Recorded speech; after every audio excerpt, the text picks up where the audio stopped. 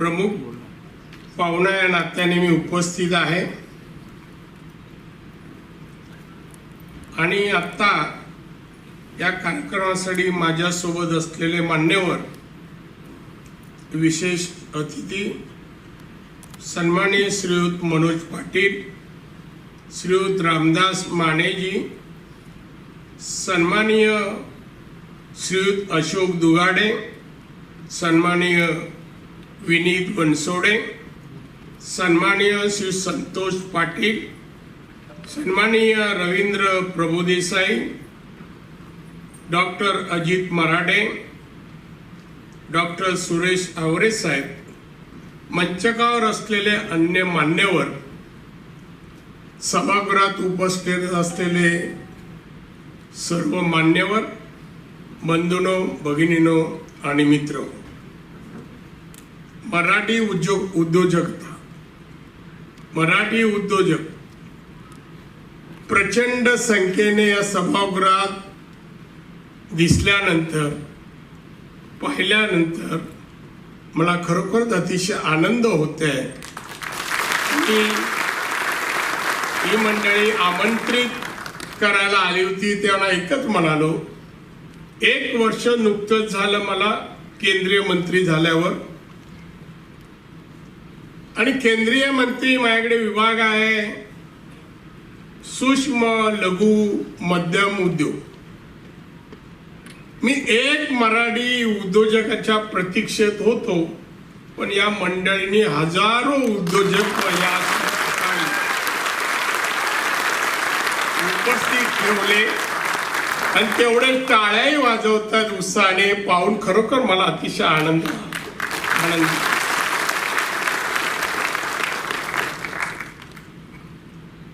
हा उपक्रम स्तुत्य आहे, मराठी माणसासाठी उपयुक्त आहे. उपयुक्तच नाही, आवश्यक आहे.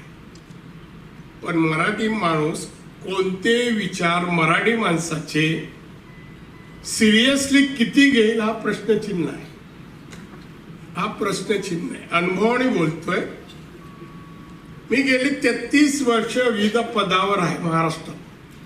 1 वर्ष दिल्लीचा आता आहे, पण 32 वर्ष, अनेक वर्ष मंत्री, नगरसेवक, चेअरमन BST अशा अनेक पदावर आहे. या सर्व प्रवासात मी पाहतोय, मी माझ्याकडे आलेलं ऍप्लिकेशन, मी आडनाव होतो, मग वाटतं हा मराठी आहे, हा महाराष्ट्रातला आहे. मला सांगावं लागत नाही, मी तशी रिमार्क देतो. पण प्रत्येक मराठी माणूस आपल्याकडे आलेला मराठी माणसाशी सरळ बोलतो, आत्मीयतेने बोलतो का हो, असं मला तुम्हाला प्रश्न आहे. बोलतो तसं नाहीये. बोलला पाहिजे, विचारला पाहिजे, मी काय करू, सेवा काय करू, मदत काय करू, तुम्ही काय करता, हे प्रश्न विचारले पाहिजे आणि त्यांच्या उत्तरामध्ये ती माहिती द्यावी, त्याला आपण सहकार्य करावे, मदत करावी. हे जर झालं तर या ठिकाणी असे क्लब काढायची आवश्यकता नव्हती. हा महाराष्ट्र छत्रपती शिवाजी महाराजांचा महाराष्ट्र, बाबासाहेब आंबेडकरांचा महाराष्ट्र. हा महाराष्ट्र आपण म्हणतो मुंबई आमची राजधानी आहे, मुंबई अभिमानाने म्हणतो मुंबई आमची. पण या मुंबईमध्ये जे काय व्यवसाय, उद्योग, धंदे सर्व यांची उलाढा जी होते, किंवा केंद्रामध्ये दिल्ली सरकारमध्ये ही मुंबई 34% आर्थिक भार घेते.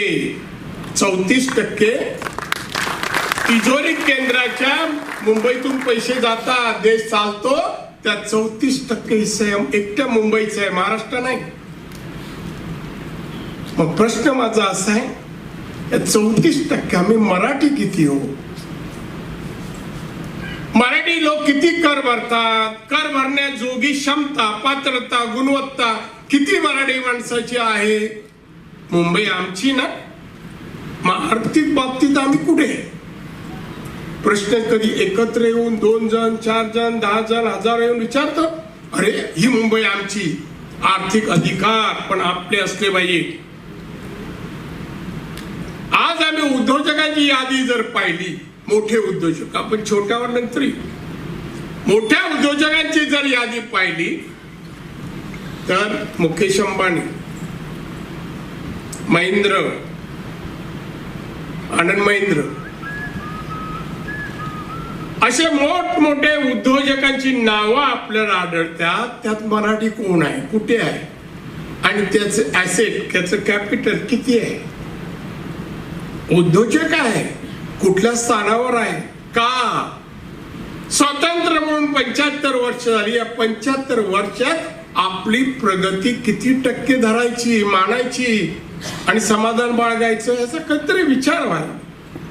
मराठी माणसं प्रगतीसाठी विचार करतात, या मताशी मी सहमत नाही. मी पाहतो मॅक्झिमम पर्सेंटेज दिवस काढायचे, जे मिळतं त्यात दिवस काढायचे, ते मिळतं ते खायचं, मिळतं ते घालायचं, मिळतं त्या घरात राहायचं, पण यापेक्षा मी काय वेगळं करीन असं निर्धार करणारी मराठी माणसं किती, हाही प्रश्न आहे. हे प्रश्न अशा समारंभाच्या सोहळा आनंद साजरा करण्यासाठी असतो, पण या आनंदातून प्रगतीचा शोध घेणं यासाठी असे कार्यक्रम असतात. बोध घ्यायला लावणारे, शोध घ्यायला लावणारे, प्रगतीचा मार्ग सांगणारे किती जणांना या मुंबईत फिरताना मर्सिडीज, BMW अशा गाड्या जाताना राग येतो बाजूने, अरे यामध्ये आमची मराठी माणसं किती, बंगले झालेत मोठमोठे, अरे यामध्ये मराठी माणसं किती, आणि का नाही, ते काल परवा मुंबईत आलेली माणसं एवढी प्रगती करू शकतात, बंगले, गाड्या, आलिशान, तऱ्हेने राहतात, प्रकार राहतो. आम्ही मुंबईला आल्यावर स्लम मध्ये घर का पाहतो, कुठल्या तरी चाळीत का राहतो, आपण नाही राहत असत, आपले मराठी माणसं राहत आहेत. मग आपल्या महाराष्ट्रात, आपल्या राजधानीत आपण असे जीवन का जगतो, याला कारण जबाबदार आपणच आहे. आपण प्रत्येक गोष्टीवर मात करायला शिकत नाही, धाडस नको त्या ठिकाणी करतो, हव्या त्या ठिकाणी धाडस आपण करत नाही. आपण भावनिक आहोत, भावनिक. मी एक कुलकर्णींचं पुस्तक वाचलं, एका व्याख्यानाला गेलो, बाहेर पडताना पुस्तकं होती त्यांची, मी एक घेतलं आणि वाचलं घरी, की भारत अन्य प्रगत देशाच्या तुलनेत मागे का, असं या प्रश्नावर त्यांनी पुस्तक लिहिलं. मग भारतामध्ये कशा प्रकारे बजेट किंवा अर्थसंकल्प याचा ढाचा आहे, आम्हीचा कारभार कसा, आता आम्ही राजकारणात अनेक वर्ष आहे, आम्ही राजकारण कशाच्या आधारे करतो, आमचं राजकारण या देशात धर्माच्या आधारावर आहे, भावनिकतेवर आहे, सहानुभूतीवर आहे. निवडणूक आल्या का बजेटच्या रकमा किंवा टॅक्स कमी करायचा आणि लोकांना सांगायचं आम्ही बघा हे करून दाखवू, पण तेवढ्या पुरतं असतं. मग आम्ही विश्वास ठेवतो, हे काहीतरी करून दाखवतो. परदेशाचा, अमेरिकेचा, ब्रिटनचा, जपान, जर्मनी, कोणाचा तरी बजेट या आधारावर असतो का, विकासात्मक आधुनिक टेक्नॉलॉजीच्या आधारावर त्यांचे बजेट असतात. विकास कुठे प्रोव्हिजन तरतूद केली तर किती टक्के विकास होईल, ग्रोथ किती टक्के होईल, हे जिथे ग्रोथ जास्त आहे तिथे प्रोव्हिजन जास्त. आमच्याकडे अमुक जातीच्या लोकांना एवढा बजेट, एवढी सूट, एवढं टॅक्स कमी, जातीच्या आधारावर टॅक्सेशन आणि जातीच्या आधारावर योजना, हे खरं म्हणजे विकासाला खीळ घालणार आहे, विकासाला खीळ घाल. आणि म्हणून मराठी माणूस आपण या राज्याचे धणी, आणि धनी असताना देशाला स्वातंत्र्य मिळाल्यानंतर 75 वर्षानंतर प्रगतीचे रस्ते शोधायला असे आपण आनंद मेळावे घेतो. हे दुर्दैव का सुदैव हो सांगा मला. 75 वर्षानंतर आज आम्ही कुठे आहोत? आपला माणूस संतुष्ट आहे. संतुष्ट, खरं म्हणजे संतुष्ट जेव्हा एक स्टेज येईल तेव्हा झालं तर ठीक आहे, मिळेल त्याच्यामध्ये समाधान बघा. आणि तर उपदेश करतात नाही नाही समाधान बाळगा. माझा प्रश्न का? माझ्या महत्वाकांक्षा पूर्ण होईपर्यंत मी थांबणार नाही. एक घटना सांग. मी लहानपणापासून एक महत्वाकांक्षा, मी मंत्री होतो. एक दिवशी माझ्या घरी म्हणजे त्या वाळकेश्वरच्या बंगल्यात एक मीडियावाला मला, साहेब 2 मिनिटं जरा बाईक द्या ना. मी कोणत्या विषयाचा? नाही थोडं पॉलिटिकल. म्हणजे विषय सांग. नाही नाही साहेब 2च मिनिट. मला विचारतो साहेब तुम्हाला मुख्यमंत्री व्हायला आवडेल काय? म्हणलं तू मला असं का प्रश्न विचारतो? नाही नाही साहेब उत्तर पाहिजेत, मी कव्हर करतोय. मी बोललो मुख्यमंत्री पद हे मला आवडतं आणि ती माझी जीवनातली महत्वाकांक्षा आहे. एवढंच वाक्य बोललो. त्यांनी ट्विस्ट केलं. नारायण राणेंना मुख्यमंत्री व्हायचं आहे आणि दाखवायला लागलं टीव्हीवर. अर्ध्या तासात माननीय बाळासाहेबांचा फोन आला. नारायण कुठे आहेस? मी घरी आहे. तू असं वाक्य बोलला. नाही साहेब दाखवतं ते चुकीचं आहे. मी बोलला मला मुख्यमंत्री पद आवडतं पण सर म्हणजे मनोहर जोशीनं काढून मला करा असं माझं म्हणणं नाही आहे. मला मुख्यमंत्री पद आवडतं म्हणून ती माझी महत्वाकांक्षा आहे. एवढंच बोललो. जरा जपून बोलत जा. ठीक आहे ठीक आहे. आता मला ह्याच्यात चुकलं काय? मला व्हायला आवडतं. आता द्याल न द्याल मिळेल हा गौ. पण प्रत्येकाने आपली महत्वाकांक्षा अशी असली पाहिजे की ती महत्वाकांक्षा प्रगतीची. त्या पदामुळे ते प्राप्त केल्यानंतर माझा देश, माझं राज्य, माझं कुटुंब आणि मी समाधानी होईल किंवा त्याचबरोबर प्रगतीकडे गेलेलं असेल असं पद असलं पाहिजे. दुसरं मला अनेक विचार आहे. माझ्या मुलांनी विचारलं बाबा तुमच्या बेडरूम मध्ये हा फोटो का लावला तुम्ही आणि आमच्या बेडरूम मध्ये लावला? कोणता फोटो लावला सांगा? बरेच जण हिरो हिरोईन असे वेगवेगळे फोटो लावतात. पण मी अगदी सांगतो तुम्हाला 8वी 9वीत असल्यापासून माझ्या बेडरूम मध्ये मी छत्रपती शिवाजी महाराज राज्याभिषेकाचा फोटो. मला असं वाटायचं मी झोपेतून जागा झालो. अरे महाराज सिंहासनावर राज्याभिषेक झालाय. मग मनात हळूच बोलायचो आपला कधी होईल का महाराष्ट्रात? का बोलायला काय कोण ऐकायला कोण नसतं, आपणच असतं. पण वाटतं महाराजांचं नाव आलं मी अशा खुर्चीवर कधी पोचेन. आणि महत्वाची अशी ठेवली पाहिजे. संतुष्ट नाही जोपर्यंत मिळवलं नाही तोपर्यंत संतुष्ट नाही. तुम्ही जमला इथे बरेच काही घोषणा एकमेका सहाय्य करू अवघे हो श्रीमंत. अवघे नको सगळे श्रीमंत व्हा. एकमेकाचा देश नको करू. एकमेकाशी मराठी स्पर्धा नको करू. मराठी कोर्टात जाऊ नका. बरीच बचत होईल. आमच्या कोकणात एका झाडावरून हायकोर्टात जातात. मी मालवण शहर ते आमचं देवबाग या महिन्यात पूर येतं. देवबागला 3 बाजूला पाणी आहे, 1 बाजूला जमीन आहे. मग लोक बोलले साहेब आम्हाला पावसात भीती वाटते. पूर आला तर आमचं गाव सगळं वाहून जाईल. 2,500 लोक जातील होऊन. तुम्ही आम्हाला बंधारा घाला आणि इथून एक रस्ता कधी पूर आला तर आम्हाला गाड्या बाहेर काढून आम्हाला बाहेर जाता येईल, काढता येईल लोकांना. रस्ता द्या. मी म्हटलं ठीक आहे. मी स्पेशल केस केलं आणि ते सँक्शन केलं आणि रस्ता करायला घेतला. वाळू वेळू सगळं येऊन कॉन्ट्रॅक्टर येऊन पाहून गेला आणि तिथे नारळ फोडायला म्हणून मला बोलवलं. मी नारळ फोडलो आणि थोडं चालत येत होतो लोकांना भेटत. एक हाफ पॅन्ट इथले ग्रस्त आले. आडनाव आठवतं, मोंडकर नाव होतं. मंत्रालयातून रिटायर होऊन बाबा गेले होते गावी. मला म्हणतात बोलायचं आहे. म्हटलं या. रस्तो होऊच नाही. अरे म्हटलं साहेब टेंडर काढलं, काम चालू होते, कामगार आले आणि रस्ता व्हायचा नाही म्हणजे नाही. हे बघा माझं घर आहे, माझ्या घराला लागून भेंडी म्हणजे जंगली भेंडी आहे. ही आपली भेंड्याचं झाड नाही, जंगली ते समुद्र किनारी ती झाडं येतात.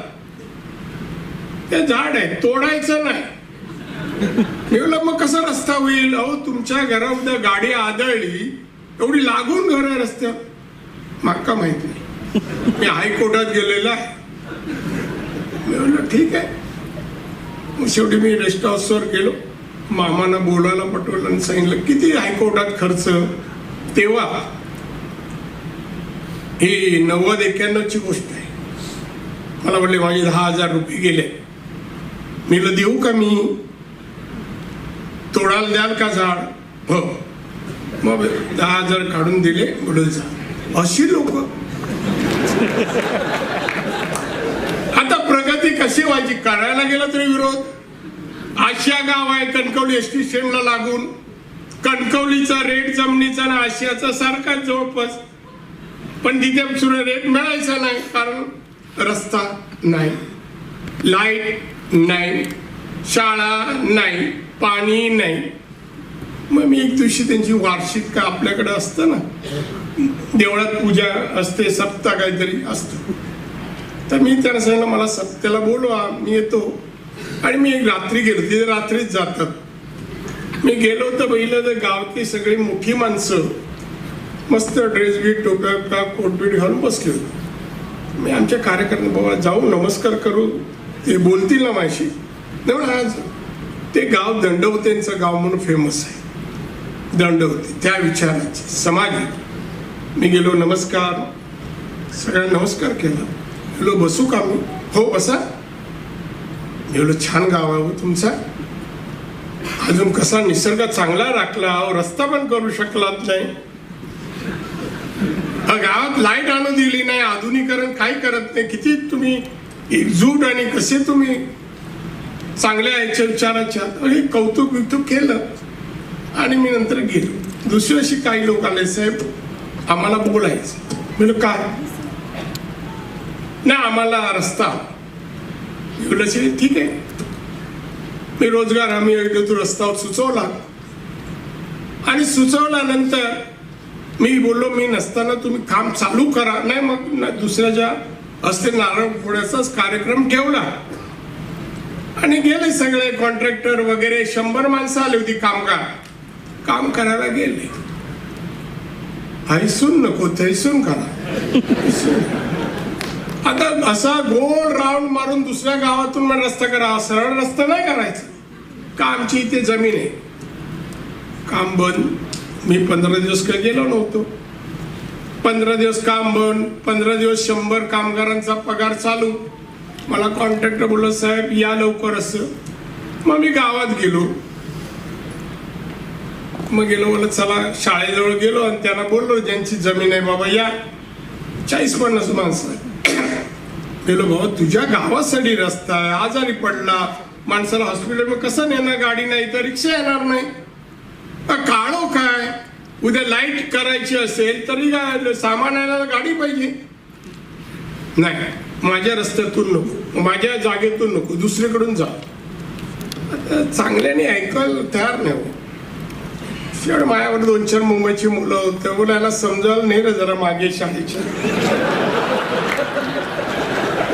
तिथून आला केकट साहेब मी जागा देतो. मी बोललो बाबा कुदळमाळ तिथे त्याच्या हातूनच उद्घाटन करू. आता विकास केला म्हणताना मी असाच केला, नाही तर काय करू शकलो नसतो.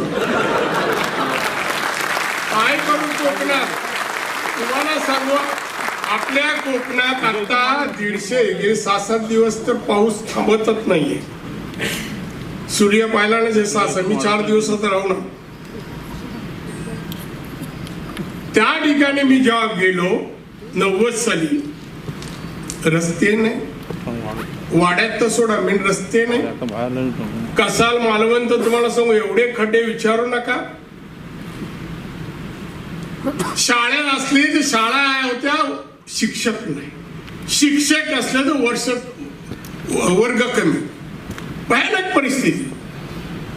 फक्त चाकरमानी जायचे दरवर्षी गणपती, सागवती वडे सगळं आंबे मस्त खायचे, यायचे. रस्ता असो नसो, कोण बाबा लीडर लोकांना पकडून हे करून द्या, झालं नाही. मग मी गेल्यानंतर मी ठरवलं की हे इन्फ्रास्ट्रक्चर, मी पहिलं सांगितलं की माझ्या जिल्ह्याला मी आता इथल्या लोकप्रतिनिधी कोणी गरीब बनायचं नाही, आणि पण केला माझ्या जिल्ह्यातली गरिबी घालवीन. तुम्ही सगळ्या लीडरने ऐका, मी गेलो तेव्हा 90 साली 35,000 पर कॅपिटा इन्कम, दरडोई उत्पन्न 35,000 होतं. आज तुम्ही विचारा, आपल्या जिल्ह्याचं उत्पन्न 2,24,000. आपल्या जिल्ह्यात गरिबी नाही. प्रत्येक प्रोडक्टचं बाय प्रोडक्ट निघतं, आणि मी ते चालू केले. सत्तेचा वापर कसा करावा, एखाद्या लोकप्रतिनिधी झाले तर म्हणा जा जिल्ह्यात कसा करायचा. महिलांची एक संस्था आहे उसरगावला, 24 प्रोडक्ट बनवतात. आवळ्या फसया, हा तुमचा आंबा आहे ना, आंबा नाही फणस, फणसाच्या घरा फक्त भाजी कोणतरी खातात, सगळेच खातात असं मला मी त्यामध्ये समत नाही. पावसात खातात, काही भाजी नाही मिळाली काय ते राखून ठेवतात का. त्याची पावडर सध्या जर्मनीमध्ये याची मागणी आहे औषधं बनवायला. कोकमाच्या बियाची पावडर जर्मनीला मागणी आहे. अनेक गोष्टी ज्या आपण खात नाही टाकून देतो. हा नारळाचा रशी बनवल्यानंतर खाली चुरा पडतो ना, चुरा. मी परवा बँगलोरला जाऊन पाहून आलो. बँगलोरच्या एका माणसानी MECVच्या माध्यमातून तो चुरा आपण जाळून टाकतो शेतात जाऊन, त्यापासून प्लाऊड बनवायला चालू केलं. प्लाऊड बनवतो, प्लाऊड फर्निचर बनवतो आणि एक्सपोर्ट करतोय. 700 कोटीचं टर्नओव्हर आहे, 700 कोटी. आपल्याकडे नारळ होत नाही का सांगा मला. किती नारळ समुद्रकिनारा, देवगड, मालवण, वेंगुर्ला किती झाडं आहेत, आणि अजून लागू शकतात. लावणार नाही, प्लांटेशन नाही. केरळ, मी आता गेल्या महिन्यात 4 राज्यात जाऊन आलो. केरळ, तामिळनाडू नंतर तुमचं नवीन राज्य झालं ते तेलंगणा, नंतर कर्नाटक, 4 राज्य फिरून आलो. कोर मधून आर्थिक प्रगती केली साऊथच्या माणसाने. काही नव्हतं. कार्पेट 250 व्हेरायटी पाहिल्या, 250 प्रकारची कार्पेट बनवली नारळाच्या त्या रस्सीपासून. आता रस्त्यामध्ये हायवेमध्ये पण 1/3 त्या रस्सीपासून असं कार्पेट बनवतात, आणि ती कार्पेट डांबराच्या खाली घालतात. त्याच्यानंतर 0 नंबरची ती वाळू घालतात, आणि त्याच्यानंतर सिमेंट किंवा डांबर हायवेला. पण येते कुठून? साऊथ केरळावरून येते, कोकणातून नाही. 1 किलोमीटर किंवा 1 फूट पण नाही. आता मी त्याला मशीन आणून दाखवल्या. कणकवलीला कोअरचं ऑफिस चालू केलं मी. वेगवेगळे प्रोडक्टच्या मशीन, नारळ सोलायच्या मशीन, रस्सी बनवायच्या मशीन, सगळ्या मशीन निघाल्या. मराठी माणसांनी जाऊन पाहिलं पाहिजे. मराठी माणसासाठी तुम्ही एक सांगता ना, मला पण वाटतं मराठी पुष्कळ काय मराठी माणसासाठी करावं. मंत्री झालो आणि 72 अधिकाऱ्यांना मी सिंधुदुर्गात घेऊन गेलो. 72 क्लास 1, त्यात IAS 7 होती, घेऊन गेलो. MSMEच्या माध्यमातून केंद्र सरकार कोणकोणत्या योजना देतं, प्रत्येक योजनेत उद्योजक झाल्यास तुम्ही किती मिळू शकता, कामगाराला किती पगार मिळू शकतो, मालकाला याचं अनालिसिस करून आम्ही डिटेल मध्ये देतो. त्यासाठी प्रशिक्षण देतो आम्ही MSMEच्या माध्यमातून. जगात नवीन टेक्नॉलॉजी आली आहे, त्यातल्या काही मशीन आणून आम्ही प्रशिक्षण देतो. की याच्या माध्यमातून तुम्ही व्यवसाय सुरू करा, ही मशीन आहे, याची किंमत एवढी आहे, ट्रेनिंग घ्या, आणि तुम्हाला जर उद्योजक व्हायचं असेल तर आम्ही कर्ज देतो. सबसिडी महिला असेल तर 35% सबसिडी, जनरल मध्ये 25% सबसिडी. पण 100 रुपये घेतले तर 25 रुपये भरायची काही गरज नाही. महिला मागासवर्गीय असतील 90% पर्यंत सबसिडी आहे. हे सगळं सांगितलं हॉलमध्ये, सगळ्यांची भाषणं झाली वेगवेगळी. अनेक ठिकाणी यशस्वी उद्योजक, एक उत्तराखंड मध्ये मुलगी दिल्लीला ग्रॅज्युएट झाली ती, मग तिने ठरवलं की मी ठीक आहे आता मी जाऊन कुठेतरी नोकरी करेन. विचार बघा तिचे पण, हे मराठी माणसात यायला पाहिजे. पण मला एकट्याला नोकरी मिळेल, मी माझं कुटुंब पोसेन, पण माझ्या इकडे गरिबी आहे उत्तराखंड मध्ये, तिथे बेकार आहे, मी का नाही त्यांच्यासाठी काम करावं. मग ती नंतर फॉरेनला गेली. मशरूम वर तिने प्रशिक्षण आणि काही मशरूम कसे बनवतात, मशरूमचा आहारासाठी, औषधासाठी कसा मशरूमचा केला जातो हे सगळं शिकली. आणि मग परत आली ती दिल्लीने आली आपल्या उत्तराखंड, आणि तिने व्यवसाय सुरू केला. आज 7 वर्षानंतर तिच्याकडे आज कामगार 7,500 आहे कामगार तिच्याकडे. बरं, तिला घेऊन मी आलो. मला जेव्हा केलं मी तिला रिक्वेस्ट केली, मॅडम आपण आमच्या जिल्ह्यात याल का, जर लोकांशी बोला, तिथल्या मुलींशी बोला, तरुणांशी बोला. ती आली, तिला भाषण करायला दिलं, सांगितलं तिने, काही तिने चांगले फोल्डर आणले होते, हँडबिल आणले होते, दाखवले तिने, आणि तिने प्रोडक्ट दाखवलं. एक व्हाईट रंगाचं मशरूम आहे, ते कॅन्सरवर उपाय म्हणून वापरलं जातं, कॅन्सरवर. असे वेगवेगळे मी तुम्हाला अनेक उदाहरण सांगेन, पण माझं विमान पण जाईल, उद्या कॅबिनेट आहे. एक मुलगा आला, शिकलेला होता, तो पण पदवीधर, सोलापूरचा, मराठीच होता. आला, उभा राहिला, असे हात मागे होते, साधे कपडे होते, रुबाबात नव्हता. तो शिकलेला असो नसो, कोकणातला असो तर रुबाबात राहतो, काय असो नसो, खिशात 1 रुपया नसला तरी ना रुबाब 100 रुपयाचा असतो. तर मी बोललो काय रे बाबा, का आलाय. मग तिने ओळख सांगितली, शिक्षण सांगितलं. मी बोललो जरा हात पुढे घे ना तुझे. असा होता, मी बोललो काहीतरी दुसरं असायचं म्हणून बोला हात पुढे कर. मग केलं तर एक पिशवी होती, आणि पिशवीत गवत होत. मी बोललो कसलं गवत आहे, त्या गवताचं नाव सांगा, आता लक्षात नाही. मला याच्यापासून साहेब मी प्रयोग केलाय, याच्यापासून मी ऑइल बनवतो, आणि अमुक अमुक रोगावर हे उपचार म्हणून ऑइल वापरलं जातं, फार्मास्युटिकल साठी, औषधासाठी. मी तू माझ्याजवळ का आलास. साहेब मला याची फॅक्टरी टाकायची आहे, मला कर्ज. मी अधिकाऱ्याला बोललो काही करा, याला बसवा नियमामध्ये आणि याला कर्ज द्या. कर्ज बघा, सोलापूरहून आला, दिल्लीला आला, मंत्र्याला शोधलं, नाव शोधलं, कॅबिन शोधली, आला आणि सांगितलं मला हे हवं आहे. किती आपली माणसं अशी येतात, सांगतात, काम करून घेतात, अपमान होऊ दे का शाबासकी मिळू दे, सण करून परत उभे राहतात उद्योजका रूपाने. मी माझी काही गोष्ट सांगत नाही. मी लहानपणापासून मुंबईतच, वडिलांनी 12 वर्षाचा असताना मला चेंबूरला माझ्या मामांजवळ सोडलं आणि ते गावी गेले. मी 6वी ते 8वी पर्यंत दिवसाच्या शाळेत, 8वी नंतर नाईटच्या शाळेत. पण 8वी नंतर मुंबईत काम करून अंडर एज असतानाही मी शिकलो, आणि तेव्हापासून छोटे छोटे व्यवसाय पण करत राहिलो मुंबईत. आज माझं हॉटेल बनतं. अरे राणे साहेबांनी हॉटेल बांधल्यानी, अरे बांधली म्हणजे काय, मंत्री झाल्यामुळे नाही बांधली, बांधलं मी, किंवा नगरसेवक होतो, BS टीचर म्हणून नाही. मी लहानपणापासून माझे विचार उद्योगाकडे आहे. मी हे करणार,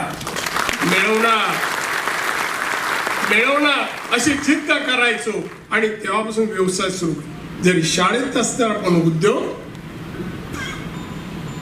आणि मी राजकारणात आलो तरी आज मितीपर्यंत मी व्यवसाय सोडत नाही. आताही तुम्हाला सांगतो, माझी आता मीटिंग 1 तासाची, तुम्ही मला न्यायला आले होते, त्यांना बिचारांना थांबायला लागलं. मला गोव्याला मी आता एक 5 स्टार बांधतो, त्याची मीटिंग होती आर्किटेक्ट बरोबर, ती केली नाही. त्या मंत्री झालो मी, मंत्री आहे अमुक, हे नाही मंत्री ठीक आहे, ते लोकांसाठी मंत्रीपद, पण आपल्यासाठी, घरासाठी उदरनिर्वाहाचं साधन कष्टातूनच असलं पाहिजे. हे मराठी माणसाने शिकले. कष्टातून. मित्र हो, तुम्ही उद्योजक आहात. 500,000 का पुढचा वरचा माळा खाली आहे या हॉलचा, आपला नाही, खाली. पुढच्या 12 का 22 काय हो तुमची तारीख? 12 जुलै. पुढच्या 12 जुलैला तोही भरला पाहिजे मराठी माणसाने, तोही भरला. नुसत्या घोषणा, एकमेकाला सहाय्य करू नये, केलंच पाहिजे. ही शपथ घेतली, केलंच पाहिजे. हा धर्म आहे आणि धर्माबरोबर कर्तव्य जोडा, हे माझं कर्तव्य पण आहे आणि मी ते निभावणारच. म्हणा, शपथ घेऊन का हात सगळे ठेवतात हो. रोज घरी मुलं आई वडिलांसमोर शपथ घेऊन किती कमिटमेंट देतात, मोठं झाल्यावर किती पूर्ण होतात. मराठी लोकांना, पालकांना अनुभव आहे त्याचा. कोणतरी मनापासून असलं. त्यामुळे मराठी माणसाने जगताना बऱ्याच गोष्टी शिकल्या पाहिजे. अन्य भाषिकांकडून द्वेष करणं, पार्टनरशिप मराठीत माणसाची करायला पाहिजे असं नाही, कुठल्याही जाती धर्माच्या करा आणि त्याच्या माध्यमातून त्याचे गुण आत्मसात करा. त्याची पैसे मिळवण्याची स्किल, जे कौशल्य आहे ते आत्मसात करा, कार्यान्वित करा आणि पैसा मिळवा आणि मग पाहिजे इंडिव्हिज्युअल व्यवसाय करा, नंतर करा. या चेंबूरला 18% मराठी वस्तीत मी राहिलो, तरी त्यांच्यातून नगरसेवक म्हणून निवडून आलो. पण एवढंच नाही, मी त्यांचे गुण मी पाहिलं. वाण्याच्या दुकानावर उभा राहायचो, हा कसा बोलतो माणूस ग्राहकांशी. तेच आपल्या कुठल्या दुकानात जावं, सावंतवाडी, कणकवली, काय अंगावर येतोय का सांगतोय आम्हाला. पण हे म्हणजे क्या चाहिए भाई साहब, क्या चाहिए, क्या देऊ आपको, गोड बोलणार असं वगैरे, आणि लगेच ते काय पुढ्या मान द्यायचं देतो. आपण ती सहनशीलता, प्रेम व्यवसायासाठी शिकलं पाहिजे, आत्मसात केलं पाहिजे. हे करतोय, काही लोक करतात, प्रगती करतात. आज एवढे उद्योजक तुम्ही केलं असेल, पण आपल्या मधला पैसे आल्यानंतर पडणारा फरकही आपलं भवितव्य धोक्यात आहे. मी बरेच उद्योजक पाहिले, नवीन उद्योजक पाहिले, उद्घाटन केली, हळूहळू गाडी येते, बंगला येतो आणि मग स्वभाव बदलतो. काही जणांची बरं ऑटोमॅटिक 2-3 बटणं उघडी राहतात, भाषा बदलते. मराठी माणसं महाराष्ट्रात किती टक्के आहे आणि त्यात उद्योजक किती? माझ्याकडे MSME 6 कोटी आहे, 6 कोटी 30 लाख. त्यात मराठी किती सांगा मग. याचं निरीक्षण करणं आणि विचार करणं. मग का नाही आपण मुलं 12वी आणि पदवीधरून बाहेर होताना, इंजिनियर झाल्यानंतर त्याला मार्गदर्शन करतो का? 4 दिवसापूर्वी मालवणला मी 12वी पास झाल्याच्या मुलांशी मी असं सहज गप्पा मारत बसलो आणि विचारलं त्याला, मग तू काय करणार ग सांग? नाही मी आता B.Com होणार. म्हणलं पुढे? मग नोकरी शोधणार. मला एखादा उद्योगधंदा मिळत नाही करणार, खाली मान. कसं झालं? कॉन्फिडन्स निर्माण मुलांमध्ये करणं हे पण आपल्या लीडर लोकांचं आणि विविध राजकीय पक्षांचं काम. कॉन्फिडन्स, आत्मविश्वास. मुलांना नाही अमुक याला अमुक करा, त्या कुडाळच्या आमच्या ॲडव्होकेट डी डी देसाईंच्या ऑफिसच्या बाहेर एक मुलगा होता तरुण, पानं विकत होतं पानं. एक दिवशी डी डी देसाईंनी माझ्याजवळ पाठवलं. मी BST चेअरमन होतो.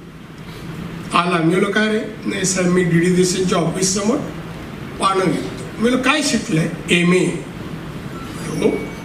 मला वाईट वाटलं. MA झालं मुलगा बाजारात पानं विकतोय. मी म्हणलं काय पाहिजे तुला? नोकरी पाहिजे.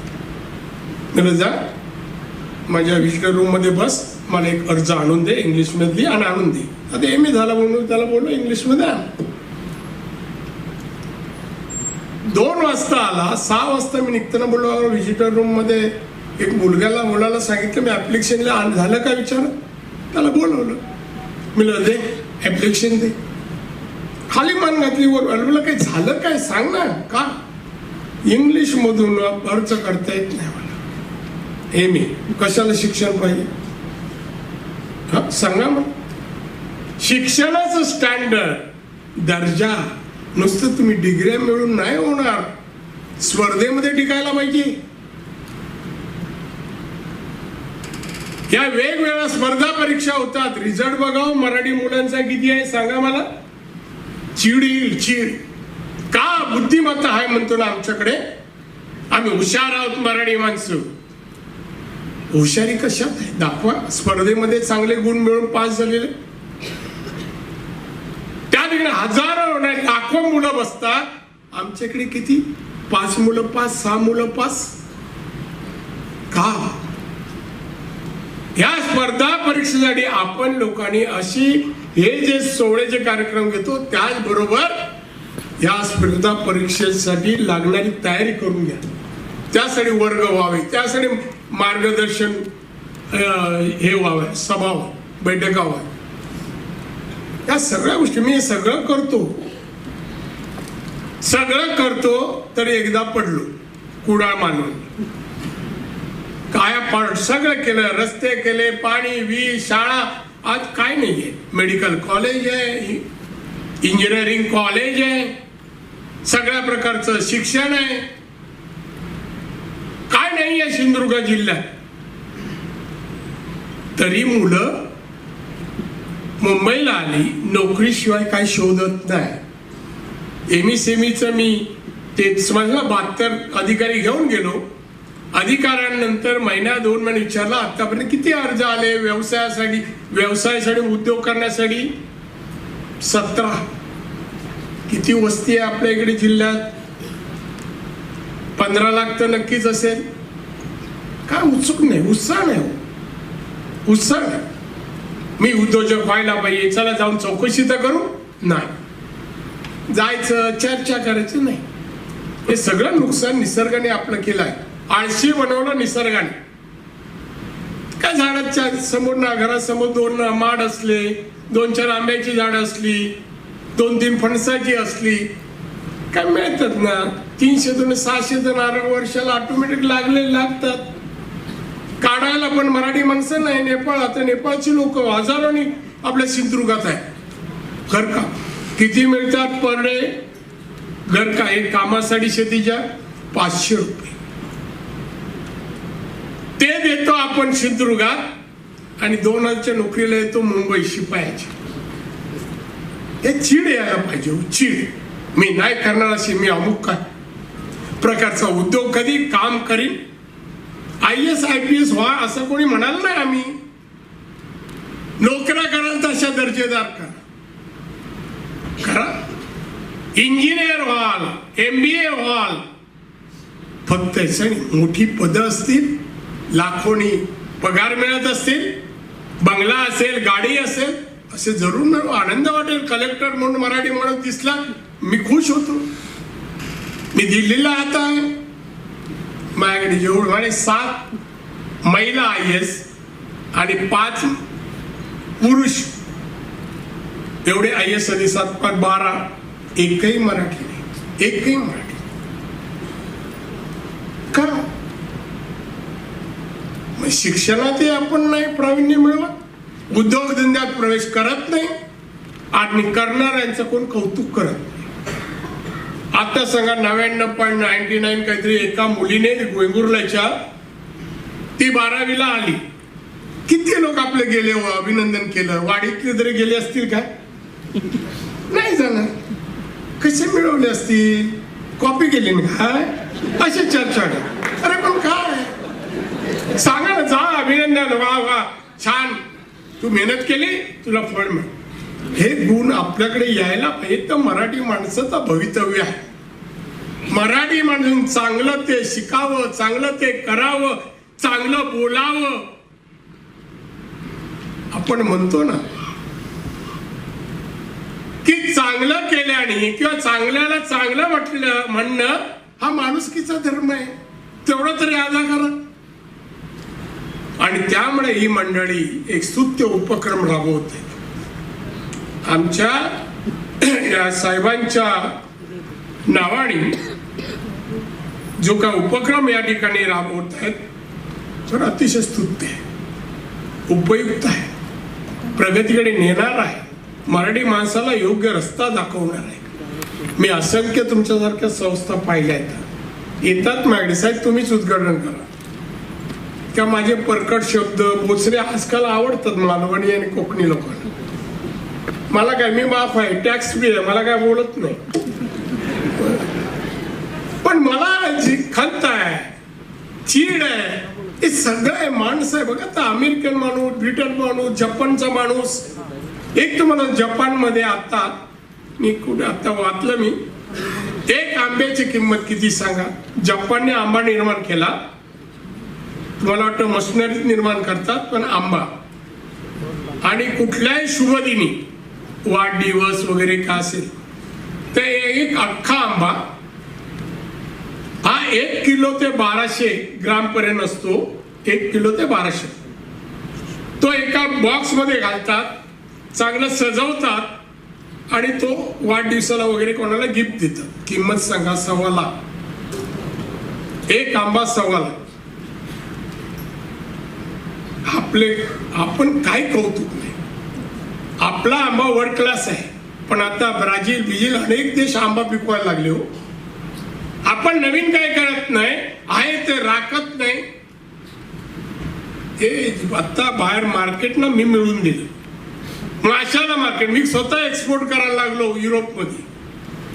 आणि जे मासे आपल्या बंदरात येतात, मी या क्रॉफर्ड मार्केटला करून दिलं उद्योजकांना की इथे मासा घाला आणि तिथून तो चायना विना सगळीकडे मासा एक्सपोर्ट. त्याला गाड्या करून दिला की मासे ताजे मुंबईत पोचतील, असे पुण्यात पोचतील, नागपूरला. हे सगळं करतो. पण मराठी माणूस मिळवल्यानंतर, कमवल्यानंतर, चांगले दिवस आल्यानंतर मागे पाहत नाही, केलेल्या उपकाराची जाणीव ठेवत नाही असं मी म्हणत नाही. नाही तर हीच एडी घे राणे मराठी माणसा विरोधात. हा, माझ्या मागे फार आहे.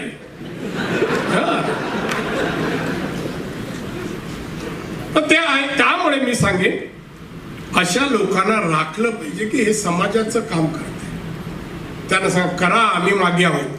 चला मराठी मंडळ येणाऱ्या 10 वर्षात आज आमच्या इकडे 2500 उद्योजक आहेत.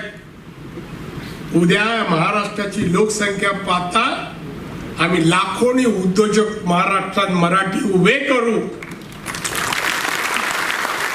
देशाला 34% अर्थव्यवस्था पुरवठा करणारी मुंबई ही मराठी माणसाची असल्यामुळे 34% आमचा मोठा हिस्सा असेल असं स्वाभिमानी सांगता यावं.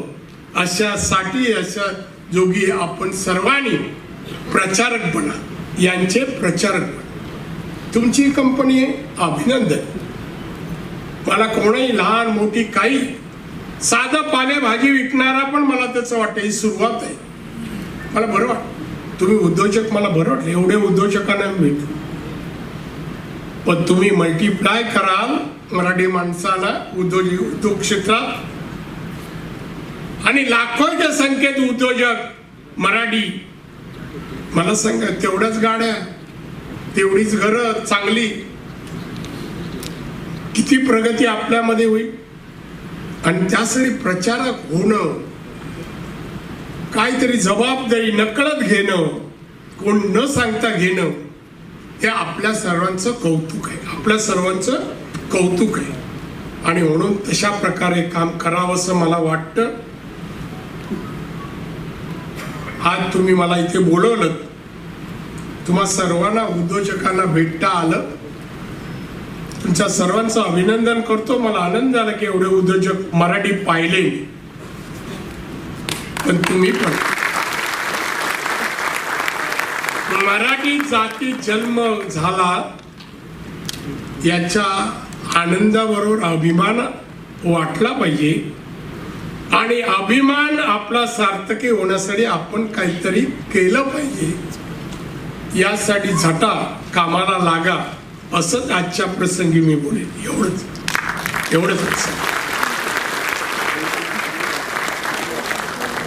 मी अनेक प्रकारे MSCBच्या माध्यमातून तुम्ही काही प्रश्न सांगितले, माझ्याकडे लिहिलेत, माझ्या PA ने लिहिले. कोणीतरी दिल्लीला एक दोघांनी या, हे सगळे प्रश्न अधिकाऱ्यांना येऊन बसू, तात्काळ सुटणारे त्वरित सोडू. काही जर असतील तर काही दिवसांनी. पण संतोष पाटील यांनी मांडले. तुम्ही संतोष, अच्छा, पाटलांनी मांडले म्हणजे लक्ष द्या. त्यामुळे या प्रश्नाची खरंच दखल घेऊन मी सोडमायासाठी काही कठीण नाहीये, पण व्यावहारिक दृष्टी आणि केंद्रावर म्हणजे सरकारवर आर्थिक दृष्टी परवडेल असे सगळे निर्णय मी मंजूर करेन. तुम्ही सबसिडी हा विषय जो आहे, सबसिडी किती कमी जास्त विचारपूर्वक फायनान्सची चर्चा करावी लागते, म्हणून मी तो निर्णयाबद्दल काय बोलणार नाही. पण ह्या सर्वांबद्दल काही कठीण नाही, यायला पाहिजे लोक. तुम्ही आज सांगताय काय आपण मराठीत काहीतरी म्हणत देखला देवा, पुढचं वाक्य नाही म्हणत, तसं नाही. या भांडा करून घ्या आणि लोकांना दिलासा द्या. यासाठी पुढारी लागतात, यासाठी लागतात. आणि म्हणून तुम्हालाही सगळ्यांना शुभेच्छा आणि तुम्हा सगळ्यांना शुभेच्छा. तुमच्या सर्वांच्या प्रयत्नांनी वरचा मळा भरू द्या. म्हणजे एवढे उद्योजक तयार होऊ द्या. या माझ्या तुम्हाला शुभेच्छा. आमच्या भिडे साहेबांनी हा उपक्रम सुरू केला, त्यांचं नामस्मरण करणं, श्रद्धांजली वाहणं, कृतज्ञता व्यक्त करणं हे आपलं कर्तव्य समजतो.